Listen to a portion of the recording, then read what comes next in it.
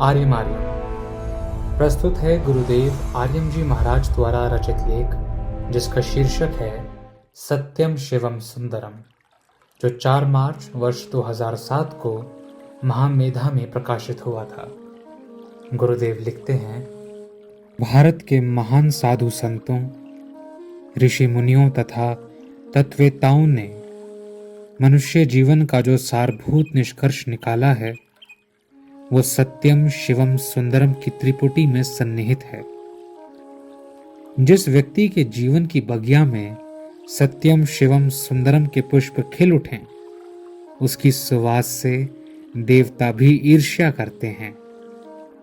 इस त्रिपुटी की अवधारणा को उपलब्ध मनुष्य का जीवन धन्य हो जाता है। सत्यम शिवम सुंदरम की शाश्वत पवित्र पगडंडी पर चलने वाले व्यक्ति के कदम तमाम दुखों, कष्टों, चिंताओं को रौंदते हुए ईश्वर की चौखट तक पहुंच जाते हैं। सत्यम शिवम सुंदरम हमारे जीवन के मूलभूत सार तत्व भी हैं। इन्हीं की प्रतिष्ठा से मनुष्य अपने जीवन में सुख शांति का वर्ण करता है और इनके अभाव में दुख व निराशा की काली छाया से जूझता है। जिसके जीवन में इन तीनों का प्रादुर्भाव है, वो जीवन धनी है, धन्य है।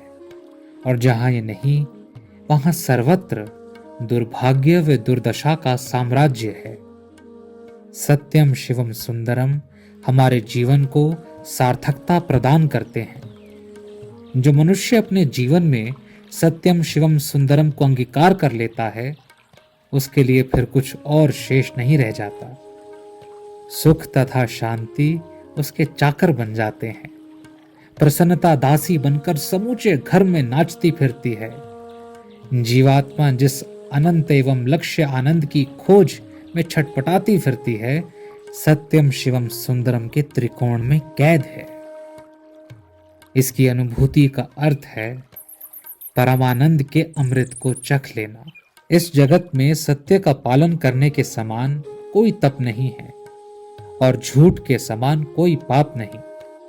जिसके हृदय में सत्य भाव स्थित है, वहां सत्य स्वरूप परमात्मा स्वयं ज्ञान प्रकाश में है। धर्म, अर्थ, काम, मोक्ष के क्रम में जिस प्रकार धर्म को प्रथम स्थान प्राप्त है, उसी प्रकार सत्यम शिवम सुंदरम के क्रम में सत्य को सर्वोपरि स्थान प्राप्त है। विद्वानों का मत है कि धर्म के अभाव में अर्थ, काम तथा मोक्ष की प्राप्ति असंभव है, जबकि सत्य के अभाव में शिव तथा सुंदरम का कोई अर्थ नहीं रह जाता।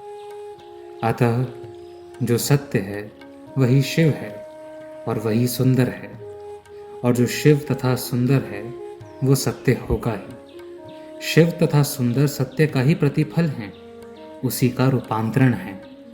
जो मनुष्य सत्य का उपासक है, वो शिव तथा सुंदरम को स्वतः ही प्राप्त कर लेता है। मनुष्य जीवन की विशिष्टता, सार्थकता, मौलिकता, विश्वसनीयता तथा सफलता सत्यपूर्ण हो जाने में ही निहित है। सत्य की महिमा को स्थापित करते हुए ऋग्वेद में स्पष्ट कहा गया है, सामा सत्योक्ति ही परिपातो, अर्थात वो सत्यवाणी मेरी रक्षा करे। सत्यता सबसे बड़ी नीति है। सच्चाई मनुष्य का सर्वश्रेष्ठ बल है। सच्चा व्यवहार मनुष्य को श्रेष्ठता की ओर ले जाता है। ऐसे ही मनुष्य जीवन में सुख शांति को उपलब्ध होते हैं, जिनके जीवन में चहुं ओर सत्य की किरणें बिखरी रहती हैं।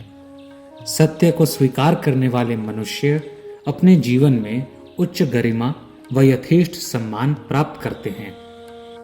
गांधी जी के विद्यालय में एक निरीक्षक बच्चों का शैक्षिक परीक्षण करने के लिए आए। कक्षा में आते ही उन्होंने डिक्टेशन में एक शब्द केटल कहा, जिसे गांधी जी ने अशुद्ध लिखा। उनके अध्यापक ने उन्हें पैर से गलती ठीक करने का संकेत किया, परंतु गांधी जी ने उस शब्द को यथावत छोड़ दिया। इंस्पेक्टर के चले जाने के बाद मास्टर ने कहा, तू बड़ा बुद्धू है मोहनदास, मैंने तुझे इशारा भी किया था, पर तूने अपने आगे वाले लड़के की कॉपी नकल क्यों नहीं की? मोहनदास ने दृढ़तापूर्वक जवाब दिया, मैं चोरी व झूठ का सहारा लेकर पास होने के बजाय फेल होना ज्यादा अच्छा समझता हूं। ये उस महान पुरुष के जीवन में सत्य का प्रथम प्रयोग था जिसके आधार पर चलकर वे युग पुरुष तथा राष्ट्रपिता कहलाए। कई बार ऐसा भी होता है कि सत्य के मार्ग पर यात्रा करते हुए कठिनाइयों का सामना करना पड़ जाता है, बल्कि यूं भी कहा जा सकता है कि सत्य का मार्ग बेहद कष्टपूर्ण तथा कंटीला नुकीला है। लेकिन जो लोग हतोत्साहित नहीं होते और सत्य का पल्ला नहीं छोड़ते, वही समाज, देश, काल पर राज करते हैं।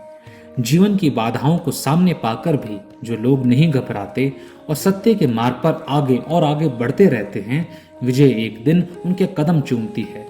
अपने जीवन में सुख, शांति तथा सफलता चाहने वाले मनुष्यों को मन से, वचन से तथा कर्म से हमेशा सत्य का ही अनुसरण करना चाहिए।